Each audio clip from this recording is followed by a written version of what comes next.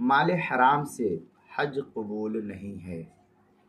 चुनांचे अगर कोई शख्स, किसी शख्स के पास माल हराम कितना ही ज़्यादा क्यों ना हो जाए, निसाब से ज़ायद हो, इस्तिताअत से ज़ायद हो जाए, लाखों की तादाद में हो, तो उसकी वजह से हज फ़र्ज नहीं होता है।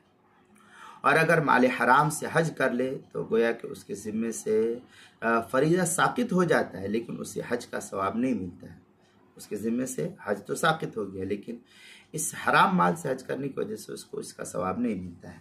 उन्हें तो नासिक के अंदर है, वला बिमाल हरामिन वलो हज भी सक़त अनुल फ़र्ज़ लाकिन्नहु ला तुक़बलु अन्हु हज। तो इस तरीके की इबारत कमा वरद फ़िल हदीस, ये गुनियत नासिक की इबारत है, सफ़ा 21। इसी का मिसल इबारत अल बहर राइक जो ज़करिया बुक डिपो देवबंद का हिंदी नुस्खा है, उसकी दूसरी जिल्द सफ़ा 541, किताबुल मसाइल तीसरी जिल्द सफ़ा 88, उन्वान है माल हराम से हज कबूल नहीं।